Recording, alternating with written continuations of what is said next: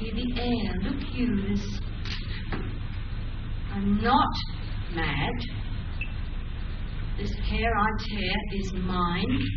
My name is Conrad. I'm a student, a friend. Who are you? Who is your father? My name is Constance. I was Geoffrey's wife. Young Arthur is my son, and he is lost. No. He is not lost. He cannot be lost. You have forgotten him. He was your son. Do not forever with thy veins seek for thy noble father in the dust. Thou knowest it common, all that live must die, passing through nature to eternity.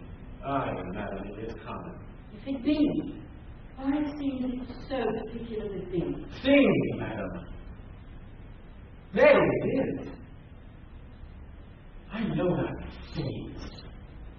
Precisely. It is. It must be. It must be real to you, just in that moment. Your reality and that of the character collide, as it were.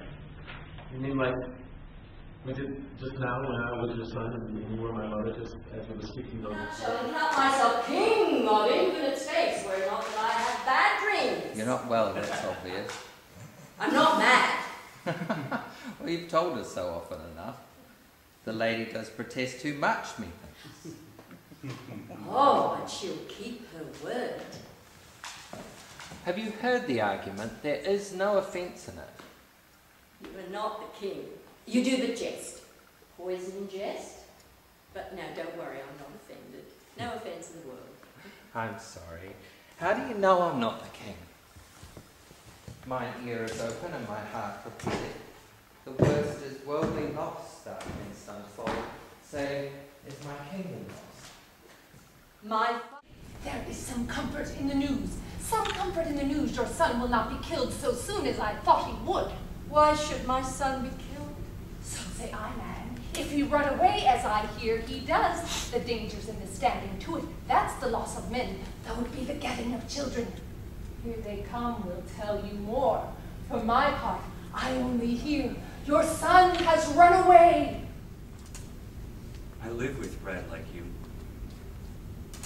Feel want. Taste. Grief. Need friends. Subjected thus, how can you say to me, I am a king? There's matters in these sighs, these profound heaves, you must translate to fit we understand them. Where is your son? Ah, my good lord, what have I seen tonight? What, Gertrude, how does Hamlet? Mad as the seas of wind, when both contend, which is the mightier? Are you talking about yourself or about your son? I'm sorry? I thought you meant questions relevant to the lecture. I'm not mad. You said your son was lost. You don't lose. I do. Get it. Just don't remember your son. No, that's not how it was. My son does not remember me. Remember me. Remember me. Yea, from the table of his memory, he wiped away all trivial fond records, all stores of books, or forms, all precious past, that youth and observation copied there. Miss Constance, I was Geoffrey's wife. Young Arthur is my son, and he is lost. What art thou? And how comest thou hither? Thou loved me, 'tis time thou wert away. What my tongue dares not, as my heart may say. Speak sweetly, man, though thy looks be sour. It's never enough, is it? The words inside your head scrambling for freedom. It's never enough. The space between the words inviting interference. It's not enough to know, to have, to feel. There must be space outside my head. Room to maneuver. Yes, that's how it should feel.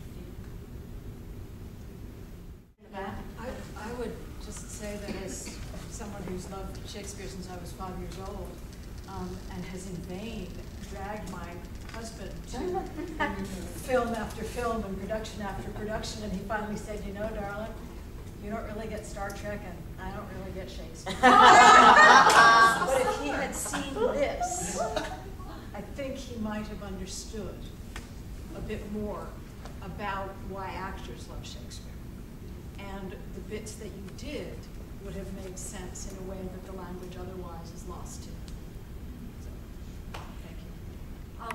I think this is marvelous. I've noticed your agitprop note in the program, you know, because it's very, you know, I didn't find it too teachy, but I find that, I mean, because I know and believe all the stuff that's all you're already saying. So you were preaching to the choir to me, but I know there's your husband and others would, I think, really love this. I think it's charming, and I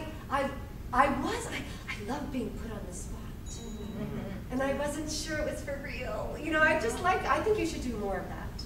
Yeah. Watching Shakespeare, it can be intimidating to ask an obvious question like, why do you do this, or what is the voice? And it's really nice to have this kind of team member who's willing to say, to stand up and ask a quote-unquote dumb question and ask an obvious question to most, but it's really helpful for students to hear that, hear a very eloquent answer to it, and one that doesn't make us feel dumb. It's wonderful how you crossed over, if you will, from contemporary language into Shakespeare's so seamlessly, to give it that accessibility and to actually bring it into, yes, it's my voice and it's just coming. And the way that you warmed up, and I mean, you know, some of the prompts from the other character, and just how it was great, because it does open it up and make it more accessible to those who are going, oh, Shakespeare.